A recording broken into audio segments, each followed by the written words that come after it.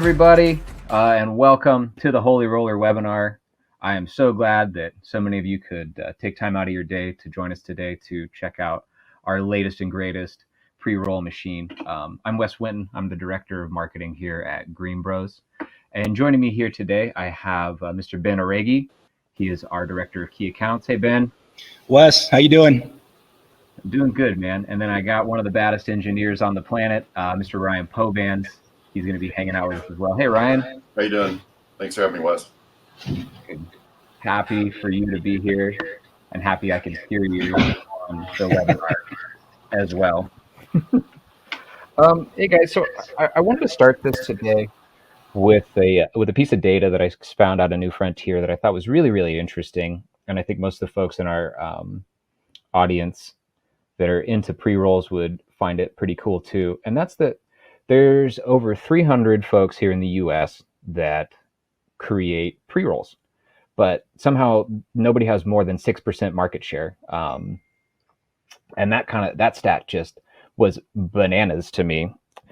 So, and I was thinking to myself, you know what, there's a machine that can help change that, and that's the Holy Roller. So we got together today to talk about it a little bit. So the first thing I want to do, speaking of pre-rolls, I wanted to show you all what we think about when we think about a really, really good joint. So I have Kasha behind the scenes here. She's going to pull up a little spec sheet for me. This is how we QC joints that come out of this machine. So we look at weight. We give it a pass-fail to make sure that that's up with the specs that folks are looking at. And then we look at stiffness. We don't want anything canoeing. Give that a pass-fail as well. Crutch. Pobans, is there anything you want to add on this piece? That report card was basically designed because there's so many discrepancies and everybody has a different opinion about what a good joint is, what makes a good joint, and it's hard to argue because basically it's all opinion. So we needed to create some level of consistency or some data to prove that there's consistency between all of them. And then we needed a way to record everything. So we came up with a simple idea of basically a report card, for lack of better terms. That way, when we make joints and the differences that we change, we actually record the data against what we did before, and now we can tell what's causing what, where we're going with that. And then also when we get other types of joints in, or when a client wants to send us or bring us a joint and we want to kind of match what they're doing, and it gives us the ability to basically write out a report card and say, this is what you currently have, and then this is what we do to make it better, or this is what you could do to help whatever issues we find with it. Or if we see like that's totally perfect, then we want to try to make the machine do what we can to copy exactly what you have already. It's just kind of just a little bit of help. Yeah, well said. And I want to ask the folks out in the audience today, and feel free to throw that into the chat along with any questions you might have as we move through here. But what makes a really good joint to you? Or what criteria do you measure a good joint against?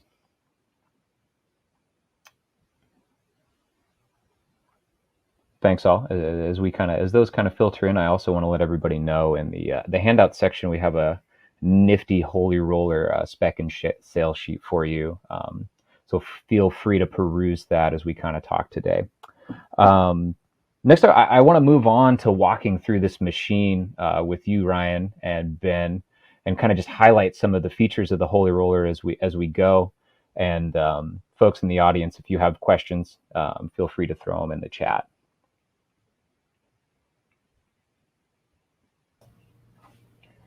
Cool. So what do we do even as Ryan?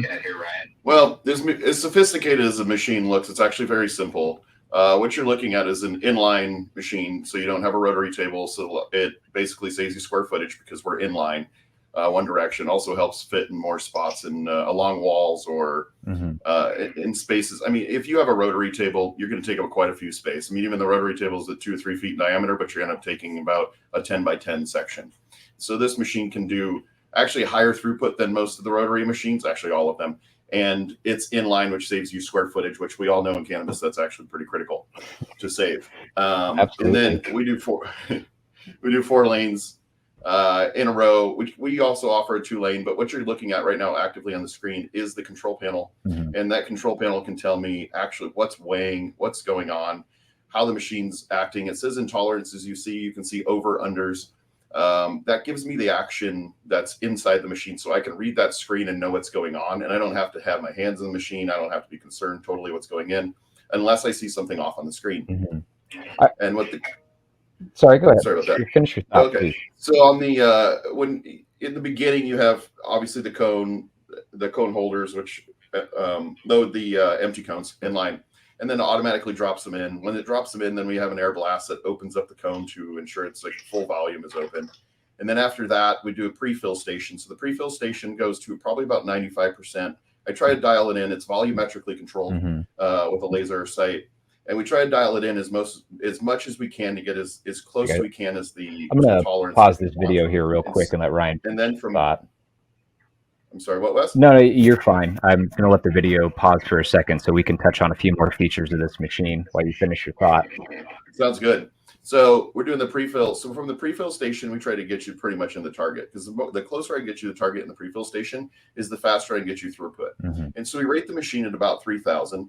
And so give or take, but that's it has a lot to do with how the operator is running the machine too. I've actually run the machine at a considerably higher rate, even up to 4,400 an hour, which is not something that I like to advertise or tell people, because I had the machine in very ideal conditions and very much dialed in, and I had been running it for a while. So that's not optimal, but 3,000 is a pretty good number to stick at. So if I can get the pre-fill station to be solid enough and get you up to the percentage that we need to and as close to the mark that we want, then we go to the next station, basically, which waits. And then after that, it goes to the weigh station. So at the weigh station, we're actively weighing, and this is a major difference between us and anybody else in the industry and any other machine that's been built. Most of the machines, actually all of them that I've seen, pre-weigh the material in some type of bucket, container, or lack of better terms, whatever you want to call it, but then they dump it into another section, which then funnels it into the cone itself. Well, we don't do that. We actively fill the cone. We tamp the cone while we're filling, which the tamping is totally adjustable. I can adjust the rate, the speed, the frequency. Our adjustments are above and beyond what most other people offer. So that's what allows us to adjust the flow of your cone along the side of your grind size. Sure. So hey, if your joint isn't stiff enough, or it's too soft, or it's not soft enough, or whatever, we can adjust that within the parameters of the machine, the controls, and then we can adjust that so that you get the optimal smoking experience. Okay. So then, let me pause you here for a second, because we're going to go through a lot of these as we move through this video, but I wanted to come back and call people's attention to your particle size here. And I know one of the big differentiators that we have going on is that 3 millimeter particle size. Can you talk a little bit about why that's important for a quality pre-roll, and then where some of the other machines on the market are coming in on particle fill size? So for the last few years, I've spent basically, I don't know, pretty much all my time on pre-rolls and pre-roll machines. I've tested every one in the industry pretty much, with the exception of a couple. I've done grind size testing, you name it. I've done every single way we can test this thing. So the reason we've come across we come to the opinion of the grind size being about 3 millimeter, or to roughly about that, is what we prefer, is because we get optimal airflow, we get consistent burn through our cones. We're able to, through the machine, we have a very consistent throughput. I even developed a machine just to test the flow of joints, so that I could compare everybody else's, what they're doing, basically through a knockbox or any other type of machine, against ours. And so that grind size becomes critical when you want consistency, because I need to have a consistent grind through the entire process. And so offering the machine a consistent grind through the entire process takes away a variable of any of your joints being failures as far as your customer is concerned. Because obviously we're creating a massive consistency when we have a massive consistent grind. And that 3 millimeter size that we touch on, we prefer to use that. It's not 100% that's always the way it needs to be, as everybody knows. But we have come to the conclusion that that's the best size that we feel has the most options for you, and we can do the most with it. And on top of that, that 3 millimeter grind size, or roughly 3 millimeters, we also don't have a dust issue. And so keef, and everybody knows that keef can be a pain in the ass, and it also can cause a lot of issues. And so if you're not familiar with how cannabis moves while it's vibrated in any other way, then keef becomes a very, very big problem when it starts to pile. And so, and if your temperature controls and your humidity controls aren't really dialed in where this machine's in that room, those issues multiply. So the grind size being a little bit larger at 3 millimeter, or I say larger because it's compared to most other grinders on the planet, which just make everything dust. Um, we it's true. I've tested all those too. So that's why we've landed on the 3mm grind size, and we believe that we can actually, that's large enough grind without making it dust. The material's movable. We can get more of a consistent flow of the material into the cones. We're able to move it better, and it still smokes very good. And it also allows us the options of giving you a larger airflow or less airflow, because we can compact it with our tamping, but we can also let it loose. We can also loosen up the tamping on it, which allows the airflow through, depending on what you prefer for your joints. Yeah. Hey, Wes. Sorry, go ahead, Ben. Sorry, I was just going to add something in there. Two quick things. I saw that Ezra had a couple questions on the right-hand side. Ezra, you probably already picked up on this from what Ryan was saying, but yes, we do perform airflow testing. As Ryan mentioned, he created a device to do that, so that we definitely have data on that. And then also you asked about centrifuge or vibration. It's neither. It's a tamping method as far as how we fill and compact the cones. So I just wanted to touch on that. One other thing that we've discovered as we've been experimenting with grind size, all the things that Ryan said are accurate and make sense. And there's also just the flavor test. And we were working with a couple different cultivators on a few different things, one on our grinder, but also on the Holy Roller. And we just did a blind taste test with them, and they used how they previously been making their joints, and then they did ones that we made with our grind size and our Holy Roller, sight unseen, and they tasted them. And that was one of the big differences they saw. They saw a better taste, as well as all the other benefits that come along with a consistent grind size. So I just want to add that in, that it does affect the aroma and the flavor. The active weighing system, to elaborate on that, is purely proprietary to us. There isn't another machine that does it like we do. Like I said, they usually pour it in a cup or something and then transport it. Our active weighing allows us to weigh it precisely. We can get our tighter tolerances, which means you have less waste of material. The less waste of material ultimately means you make more money in the end, because you're not losing. If you have a 10% tolerance and I can get you down to 1 or 2%, then I'm saving you 8%. So at that rate, I'm actually saving you money on top of making you accurate cones and making them consistent. So that's really a huge advantage for anybody who runs a ton of cones. I noticed a question that said something about, why is there material everywhere? When you're watching this video had been run for probably 8 hours that day. So if you've seen material somewhere, it's almost impossible to contain all material. However, the benefit of what you're seeing of that material is all of it's collectible and all of it is still usable. There's a tray in the bottom that it actually could be all brushed into and collected to be reused. But yes, that happens in any pre-roll machine you see. Nothing's going to be perfect, and there's no way that the material's not going to make it out, just because by the nature of it being so lightweight. Sorry about those audio issues from my end, guys. I think we're back and we're rocking and rolling. The tamping. I knew we would get to it sooner or later. The tamping, this tamping station's the final tamping station before it goes to the, it's after it's been weighed and checked and tested, or the weight's been tested, and then it goes to the station of tamping, and then it goes to twisting station. Like I said, the weighing station is pretty much the most critical part of this machine and the biggest advantage that you have. Alejandro is curious about how often we need to calibrate the weight scale. It depends. I would say it depends on how often you run it. First off, calibrating the weight scales, there's 4 of them. It takes probably about maybe 3 to 5 minutes, and it probably takes me less than 2 minutes because I've done it so often. So it's really negligible on the time. I would just suggest doing it every day. But can you get away without doing it? Sure. I've run it for a week straight and hadn't redone the scales, and they were totally fine. Typically, but I always calibrate the scales whenever I move the machine. So if that's the case, if you move the machine, which you shouldn't be needing to, then you have to recalibrate pretty much everything, because if you want to be precise, it'll still run. It just may not be as precise. So how often do you have to? Every week, maybe. But it's depending on how many cones you run through it. Because if you're only running one day, well, you probably don't need to do that. But if you're running for a full 10-hour day or an 8-hour day, I mean, maybe it's a good idea just to do it for your own percentage-wise and your own tolerances. But it doesn't, I've never actually had it that far off, even after a week of complete running. So it's not really a huge concern of mine, but it is something that I'm glad you pay attention to. Very cool. And then thank you, Jesse, is asking about downtime. And I know we talked a little bit about a few minutes for calibrating each lane. What does downtime look like for this machine? Downtime, as far as, I mean, that's pretty vague. Downtime could be mean for cleaning. Let's cover that, because cleaning is everybody's issue no matter what. A complete cleaning of the machine, I always suggest that you always have an extra set of what I call tooling. I come from the aerospace industry, and this is kind of what we did: build machines that does more than one operation and change the tooling out when you need to do something else. But basically the same operation. So this is not much different. So this machine can be, there's components on here that are easily removable by hand very quickly. If I had a set of tooling, so to speak, they swap out, I could probably do a cleaning on this machine and a swap out of the tooling in less than, I don't know, 15 minutes, and probably more around 10 minutes.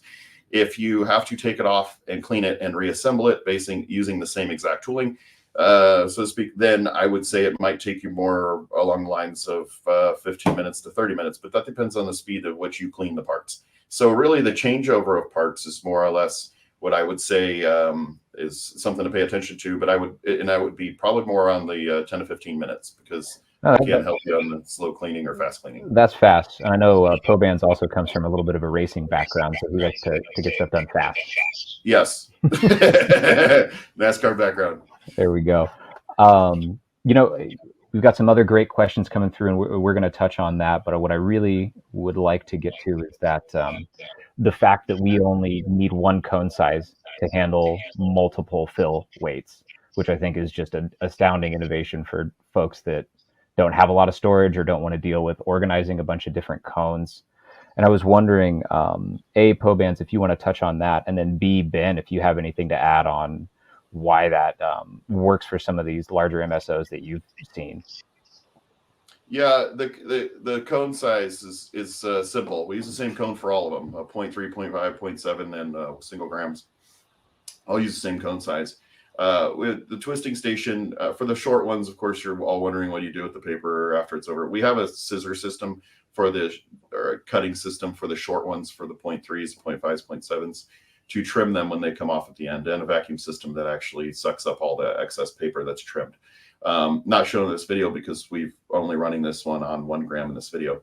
Otherwise, it would be necessary to have that unit. But that's a huge advantage for you when you want to order cones in bulk and get a decent price, and you're able to buy them. It's the 26109s, I believe, from Futurola that we use. But it makes it a lot easier on inventory for you. Totally. Ben, is there anything you want to add on there? Yeah, that was the main thing, Wes, is that you can buy one cone and have that cover anything, like Ryan said, from a 0.3 to a 1 gram. So just from an efficiency and a cost standpoint, that makes it very simple. Just a couple other questions that jumped in there. I think we answered most of them, and Ryan mentioned it, but the units, that if somebody were to purchase a unit, it will come with that snipping tool. So you will have the capability to make any size between a 0.3 to a 1.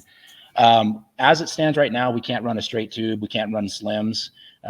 That is something with investment, and Ryan, interrupt me if I'm wrong, but that would require just different tooling. But the machines that we're going to be sending out initially are just made for a standard 26109.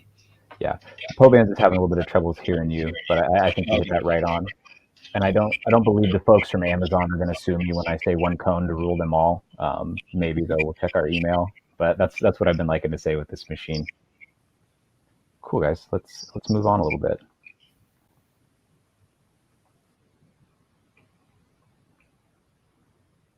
Beautiful twist. So I noticed, I'm sure the questions are going to come up, humidity and temperature controls. It's actually the most critical part of this machine. So yes, there's, and the question of what's the proper moisture content and what's the proper temperature for this. Well, your material moisture content, we all know varies. And we tried to eliminate the variable of that. We highly suggest that this machine be put into a room with very tight temperature controls and humidity controls. Getting the machine down to, in my opinion, of ideal. This does not mean that it has to be this, but in my experience, I would prefer to be in a room around 65 degrees or colder, depending on if your material's more humid, then you might want to be in a colder room. Yeah. I like to be in a dry room and less than 20% humidity. I know that's not always possible. It does not mean that it will not run. That is what I prefer. And I feel like it's optimal. And I feel like at that rate, I can control things better because I take away the variables. So, and being so cold and dry in there, even some materials that come in can be a little bit more moist than others, and that room atmosphere can help control that variable. So, if you're to answer a question of what, because there's a lot of machines on the market that require absolute dryness, and I've seen that. No one likes to smoke dust. No one likes to smoke that shit, but they do it anyway because that's what's available. And so they run that material through there, or they run through the weed whacker grinders, and you end up with this dust everywhere. And then you have they run a super dry because there's no humidity, because they can't move the material because they don't understand how that your temperature control is important in that room. So they just dry the material out, and then you end up with a really poor quality cone. Well, my suggestion would be to run this machine in a room that's tight cut temperature controls, and then we can use different types of cannabis or hemp with different levels of humidity in it. And at that rate, you have a lot more options as far as your humidity. So, but to basically answer that question of what's the proper temperature control, what's the proper humidity levels, I would say cured cannabis. So if your material is cured correctly, you're going to be in the range. And so you can adjust this machine so many different ways that we can accommodate for that if you're in the proper environment. And then you can also use different types of cannabis being in that proper environment. Yeah, the proper environment. If you want to eat clam chowder in that room, about 65 degrees, then you're looking good.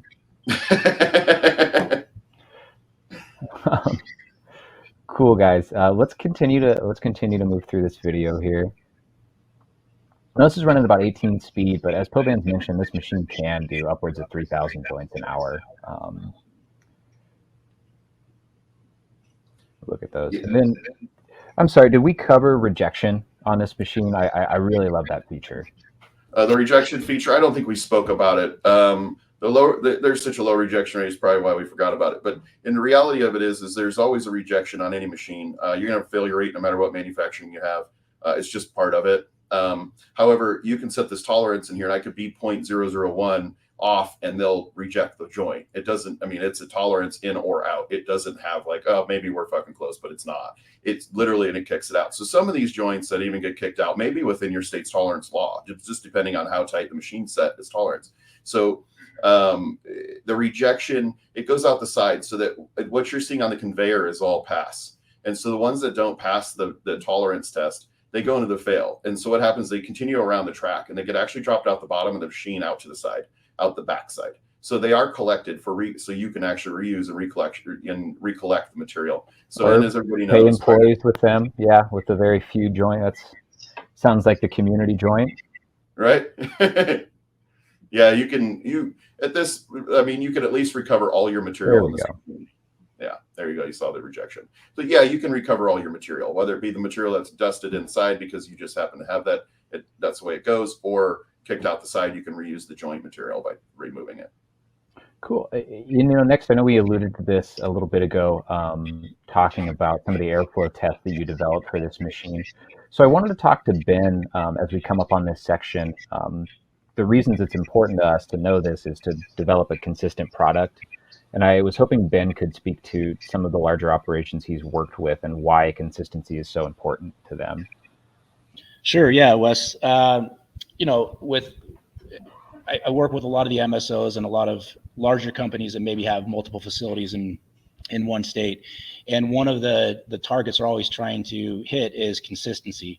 If you have a bunch of people doing the same job with perfect SOPs, it's still very difficult to replicate, rolling a perfect joint in Michigan as opposed to rolling it in Florida, even if you're following the same set of standards and processes. So with that, that's where our machine being so consistent, it's quality of the cone, it's quality of the drag, it's not canoeing, it's all of those great things, but it's also brand reputation and building that brand. And when you have built a brand in one state and then you go to another state, you have a client or you have a customer that buys your product in, again, say Michigan, then they go to Florida. Well, they want to have that same experience when they go to another state and when they go to another dispensary. That's why some of the, not just in the cannabis space, but some of the largest companies in the world, that's what they strive to hit. And they do that through automation because it's very difficult, again, to get that consistency just relying on manual labor. So again, brand recognition, brand reputation, those things are all on the line. And that's where this machine can help you either achieve that higher reputation or maintain what you already have in place. Yeah, I just, there's so many different examples you can pull out of this, but just think if you got yourself a nice bottle of Nutella and one had that classic Nutella consistency and the other one was soupy, you're going to be not a happy Nutella eater. You shouldn't be buying Nutella in the first place, but I understand the example. We can do another webinar on that because I disagree with you vehemently. But anyway, let's look at some of the results from this machine Poban's built here. And Pobans, if you want to interject at any point and let us know what is happening and explain any of the terms that we should know as not engineers, please do so. As far as the on the pre-roll flow test? Yep.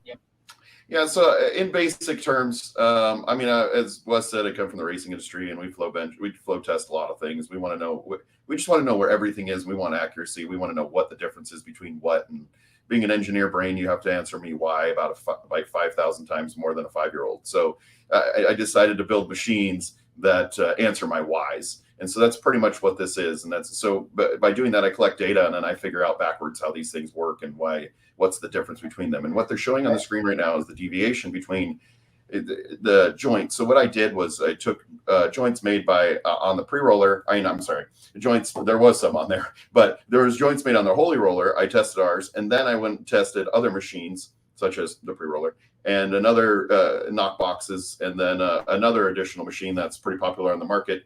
And I tested 3 joints from major brands that use these machines, and I knew that these cones were packed in those. And so without revealing the name of the machines, which one's which, or the names of the companies who sell these cones at a dispensary, I don't want to reveal that, but that way I made it as fair as I could by taking it off the shelf, and this is actually what they sell you. And so what you're watching is me testing the machine and giving a variance between the 3 joints that I tested, or 5 joints of each person's, and then I pulled the tolerances. And you see ours is so tight, and then you see especially on number 3, it's pretty, I mean, it doesn't seem very far off to you guys, but that's actually, like, you think about it, you're inhaling, you're pulling more, it's taking more breath for you to inhale on this. Maybe you buy 3 from one pack and you expect, like Marlboro cigarettes, it's all identical. I assume I don't smoke cigarettes, but I tested them on my machine, and I can tell you that Marlboro and Camel and all those guys, they're very, very, very consistent. And what I found is the most consistent machine that's available is the Holy Roller compared to everybody else. So everybody may have a different smoking experience from different brands, which is totally fine, however you like to do it. But what I'm getting at is like what Ben said, or what Wes said earlier about Nutella. You want the same in every location. So this is where we are getting at, is where the Holy Roller can be set to give such a nice consistency at that rate that you now know that when you buy, if you're using your product, your brand name is going to 10 different dispensaries in the same area, you're going to get a consistent product out of that machine. And so that's really what these numbers say. I know they don't probably mean much to anybody because it's hard to translate what that number means. And I debated even explaining that on this webinar, because I can get too much depth and probably lose most of you because it's probably a whole bunch of boring shit. So this is the best way we could describe to you that the consistency differences by applying a number to it. And this is basically measured in bars and a whole bunch of other calculations done, but this is the flow difference. Cool, thanks, Ryan. I have some questions about your testing machine. I believe you developed this yourself to test these, but I know yes.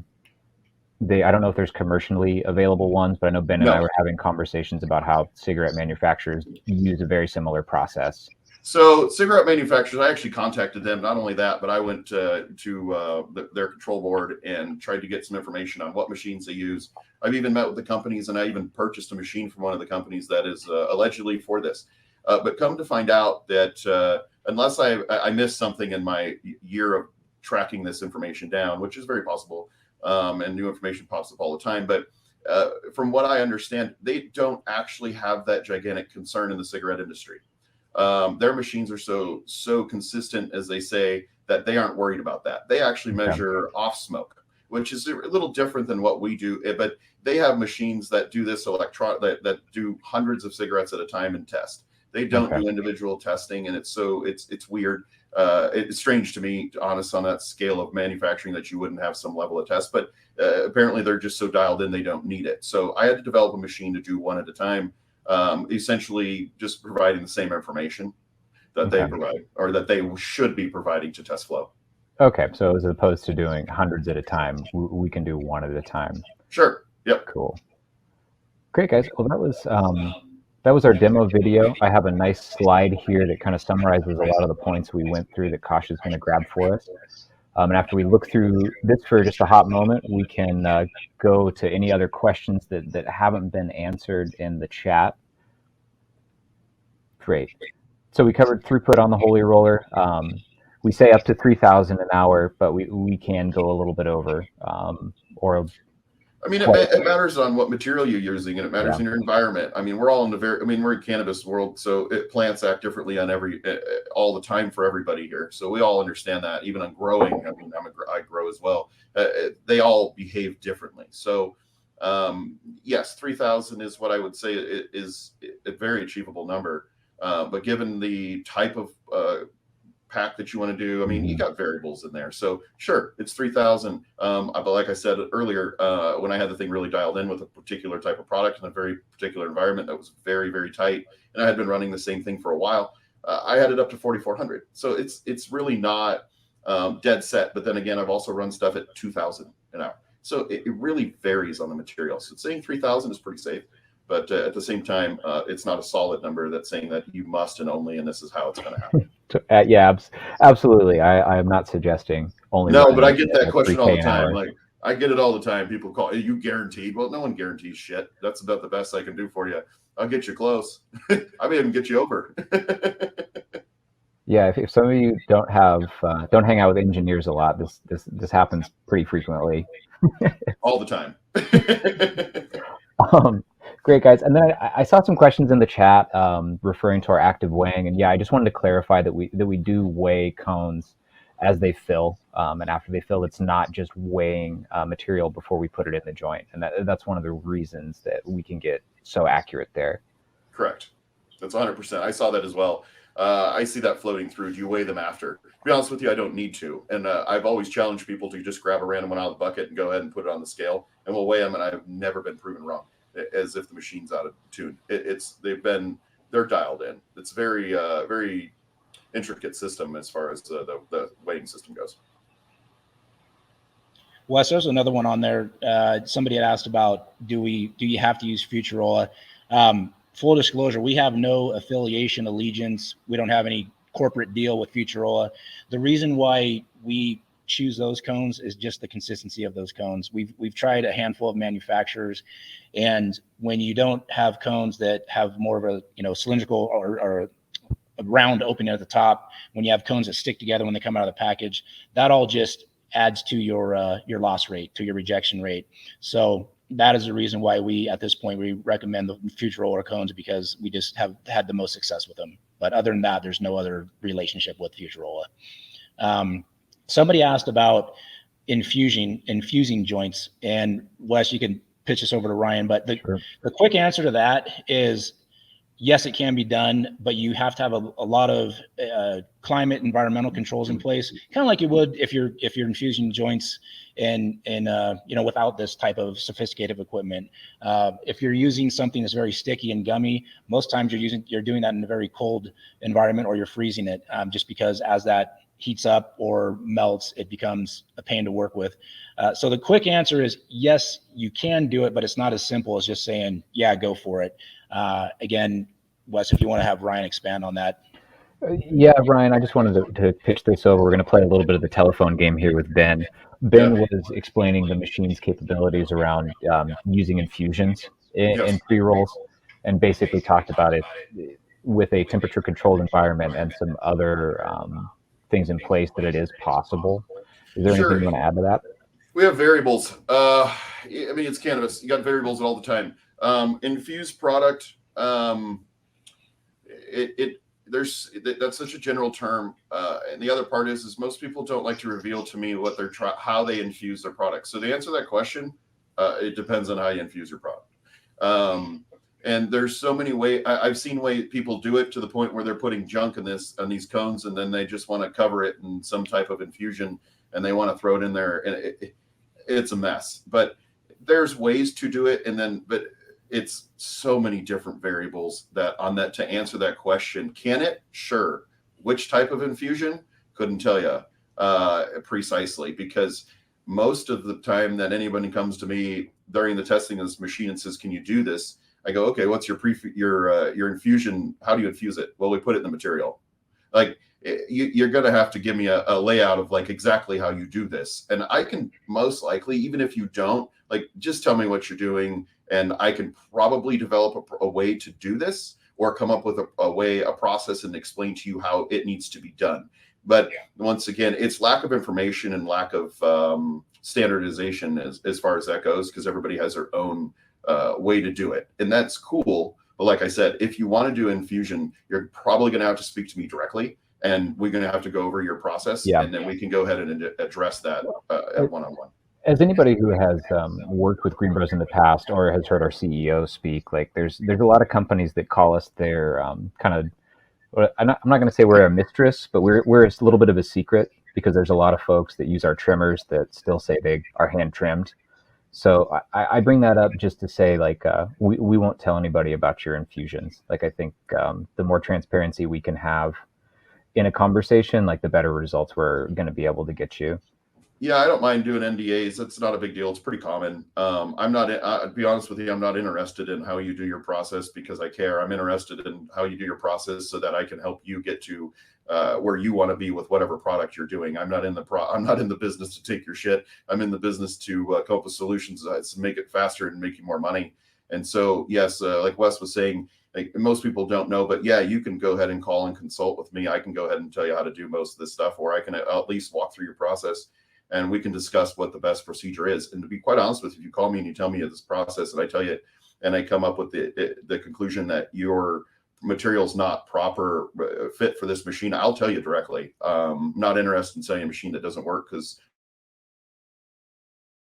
ultimately I'm the one that's got to deal with you. And if it doesn't work, I don't want to deal with it. So if it's not the best option for you, I'm not going to sell it to you.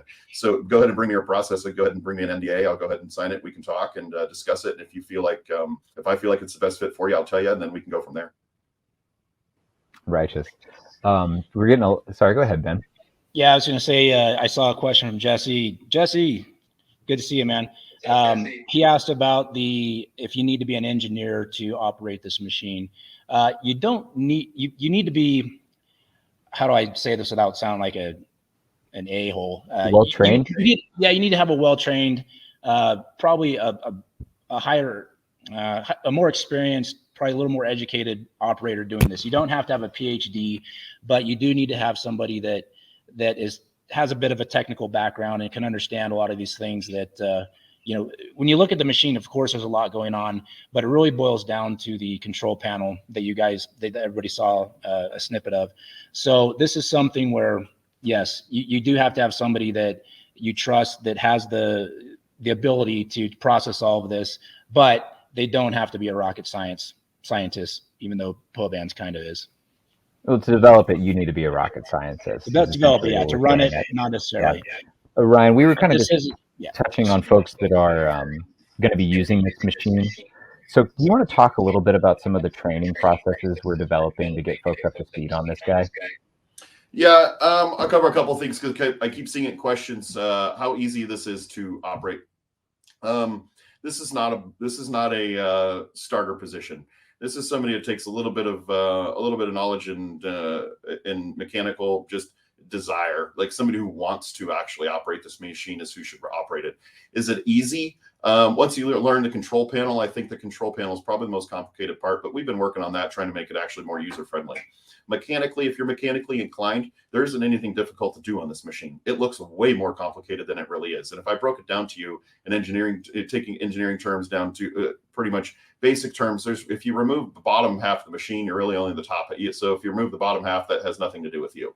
And then if you move the center section, that's really just the chain drive that moves it. So really, you're only dealing with 25% of the machine, which is the top.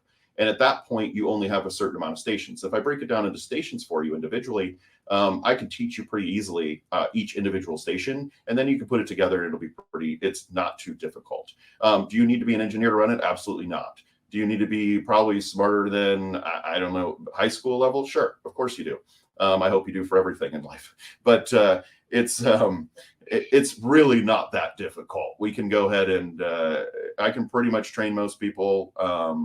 I'm assuming that anybody who would want to operate a machine at this level would have the desire to want to learn this. So, which I've trained some people that probably shouldn't operate bicycles, but we can get you there. So I've also, I noticed a question of, do you guys tear every single cone? Well, the cone weight itself is almost very, very, very identical. It's predetermined. It's preset in the control panel, and at that rate, it's calculated into the cone itself when we do tear. But it does tear every single cone to zero, and then actively weigh the filling. Though filling, you'll see it'll come in at like 1.27. That's because the cone is 0.27, and so the material going in it is 1, and some cones are 0.3. So to answer your question, yes, we do tear it. And it is accurate. And so when you see the numbers on the screen, you'll see 1.27. That's pretty much dead on. But the cone weight is factored into the calculation. So yes, we do tear it every single time. Thanks, Provans. Do you want to talk about how many folks you'd recommend running this machine? To be quite honest with you, I've run it by myself. But to be fair, I've got a lot more experience, and I'm the one that tunes the thing, so I get it. My suggestion would be is to have one main person on it at a time. That's like a full shift. Like if you have a shift, just one person's dedicated, and a helper would be great, because you have material loading, you have material, rejection, or moving the material from one room to another. So, I mean, 1, to run the machine, but 2, ideally to operate, if that makes sense. It does make sense. Let me see here. And, we've got some questions about footprint. That's going to be handled in that handout. If you all want to click on the handout section and grab the spec sheet for the Holy Roller, you can. I see the question of, can you assist remotely to run into issues? To be quite honest with you, of course, I can remote assist. It's very unlikely that I'll need to tap into your program, into the computer itself. It's just very rare. Even during testing, we just rarely had to do that. But to answer your question, yeah, we can. If that's the case, we can tap into you remotely. We can look at the system inside. We can check out what you're doing, and we can see everything that's going on as far as the control panel goes. Mechanically, that's the obvious. I can't help you assist remotely because I'm not there. But I can walk you through it. And most of the time, I can even, depending what position you're in and where you're located, FaceTime me. I can walk you through the process of unbolting, bolting, and wherever it is. This machine, I know, is another level for most people, and I totally understand that. So being that there probably isn't many other people on the planet that know this machine as well as I do, I'm more than happy to be on the phone and more than happy to walk you through the actual physical process. Had it come to a point where there's just no we can't figure it out, can't handle it, and etc., that's when I come out and check it out firsthand. That's not a problem. It's really not a big deal, but most of the time I can walk you through everything. And I apologize. Apparently, our spec sheet does not have the footprint on there. Yeah, do you got a ballpark on that, Proban? Yeah, I'm going to give you the machine. The production machine's a little bit different dimensions than this one, so I'm going to give you kind of a ballpark. Okay, it's not 100%, but just to get you an idea, the machine in itself is about 7 feet long, like 6-7 feet long, about 3.5 feet wide. And the new one is going to be shorter than the one you see, so I'm not quite sure to give you a height on it, but it's probably about that one right now, I think, is just shy of 6 feet tall. So it's about 6 to 7 feet by 3.5 feet by. But the new one I think is like 8 inches shorter. But that's the difference. But yeah, it's not too huge. It's a lot smaller than a rotary table machine. Great, y'all. I know we're coming up to the end of our allotted time here. So, Ben, do you have any other points or questions that you wanted to point out, or anything you wanted to chat about before we take off? Wes, are we cool to talk about as far as what we're doing for the first 5 machines sold?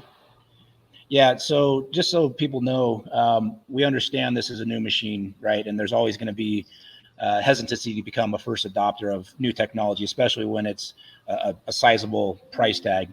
What we're doing on the first 5 machines sold is we're including our grinder. I know a few people asked about other grinders you can use, so we're including our grinder in the sale of those machines. We're also including the training. What that involves is once the machine is built and is at our facility, whoever your lead operator is going to be, they'll come out to our facility, I believe, for a week. They'll be there with Ryan Poban's training on the machine, doing all of that. And then once the machine is shipped to your facility, we'll come out there, install it, and there'll be an additional, I don't know if it's a full week, but there'll be additional training time when the machine is installed. So that's all included with the first 5 machines sold. Another thing as well is we're offering what we call our white glove concierge service. So basically what that means is if anything goes wrong with this machine, if there's any problems, we're going to take care of it. As Ryan mentioned, more times than not, we're able to take care of that via a phone call, via FaceTime. If it's something where it's just not getting figured out and fixed, then we'll hop on a plane and we'll get out there and we'll take care of it. So that's the type of support and service that we're going to be doing on this the first 5 sets of machines. Yeah, thank you for covering that, Ben. Ryan, we were just talking a little bit about that concierge service that we're putting on these first few machines. And I would also like to mention, folks, that we have 3 more of these coming down the pipe for delivery, I believe, and correct me if I'm wrong, Ben, in November. And then after that, it's going to be a few months wait time for the next round of 5. So if you're interested in this machine, I would definitely recommend coming out to Vegas, give us a call, and you can come see this thing in person, chat with us. Ben will take you to lunch, and then you'll see if you like it. Great, guys. I know we're coming up on time. Ryan, is there anything else you wanted to add or anything else that we needed to touch on before we let all these folks run wild and free into their day? I would just say I can tell. I know the industry is always struggling on service. That's a pretty common complaint from customers about other companies. I can tell you that GreenBroz has never sucked at service. We have a great service department. We have great attention to everything. And the question of do the engineers travel? Most of them do not. I do. But we have a pretty good handle on this situation. You'll have what you need.